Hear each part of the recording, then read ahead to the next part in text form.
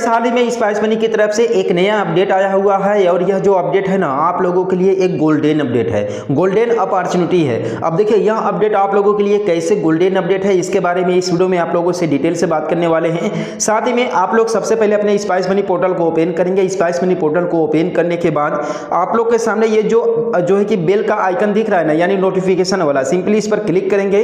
इस पर क्लिक करने के बाद आप लोग यहाँ पर देखेंगे कि सारे जितने भी ऑफर्स स्पाइस मनी की तरफ से आते हैं वो आप लोग के सामने यहाँ पर शो करने लगेगा। उसके बाद यहाँ पर जो फर्स्ट वाला आप लोग के सामने यहाँ पर नोटिफिकेशन शो कर रहा है जिसमें लिखा हुआ है APS ट्रांजैक्शन हुआ और भी इंस्टेंट एंड इजी, यहाँ पर ये चीज लिखा हुआ है इसमें। ठीक है, अब देखिए इसी में आप लोगों के लिए गोल्डन अपॉर्चुनिटी छुपा हुआ है। आप लोग इसे ध्यान से रीड नहीं कर रहे हैं, ध्यान से आप लोग इसे समझ नहीं रहे हैं।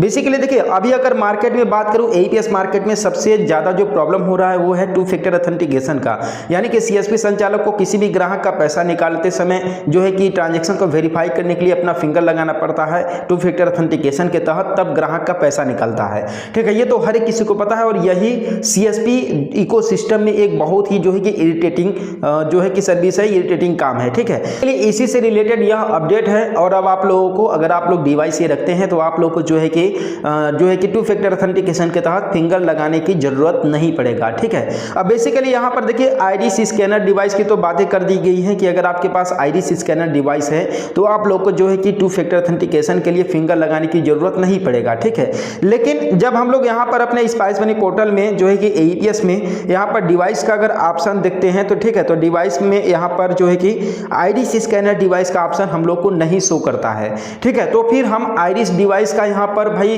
फिर नोटिफिकेशन क्यों दिया गया है जब ऑप्शन ही नहीं शो कर रहा है तो। ठीक है, तो अब देखिए इसी से रिलेटेड आप लोगों के लिए अपॉर्चुनिटी है, क्योंकि देखिए मैंने इसे खुद फेस किया है तब मैं आप लोगों को बता रहा हूँ। मैंने कंफर्म किया कि जब नोटिफिकेशन में ये आ रहा है आइरिस स्कैनर डिवाइस का नोटिफिकेशन आ रहा है तो भाई इसमें डिवाइस क्यों नहीं शो कर रहा है इस लिस्ट में, डिवाइस वाले लिस्ट में।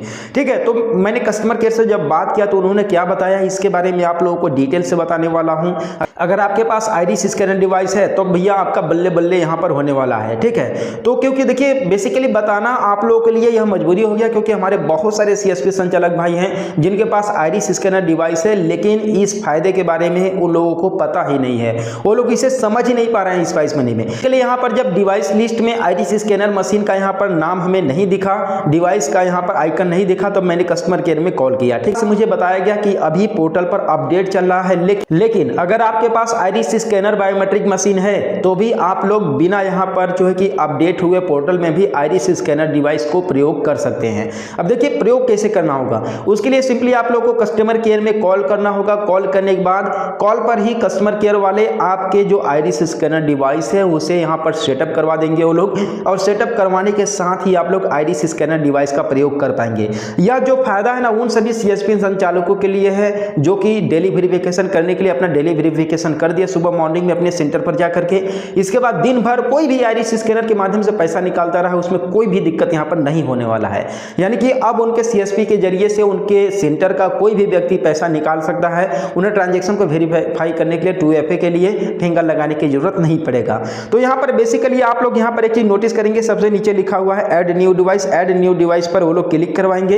इसके बाद आप देख सकते हैं यहाँ पर 2 डिवाइस का ऑप्शन शो कर रहा है फिलहाल रजिस्टर में।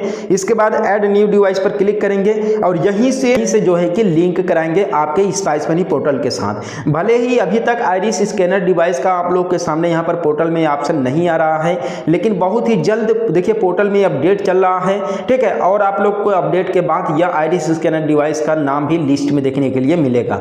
अब बेसिकली देखिए यहीं से वो लोग ऐड कराएंगे। अब कस्टमर केयर में आप लोग को कॉल कैसे करना है ये भी आप लोग के लिए जानना जरूरी है। ठीक है, तो उसके लिए सिंपली आप लोग यहाँ से बैक आएंगे। इसके बाद मोर वाले सेक्शन पर नीचे क्लिक करेंगे। इसके बाद कॉन्टैक्ट अस जो लिखा हुआ है ना यहाँ पर कॉन्टैक्ट अस पर क्लिक करेंगे। इसके बाद सिंपली यहाँ पर आप लोग को नंबर मिल जाएगा। ठीक है, यहाँ पर कॉल फॉर हेल्पलाइन जो लिखा हुआ है आप लोग यहाँ पर देख लीजिए, केयर हेल्पलाइन।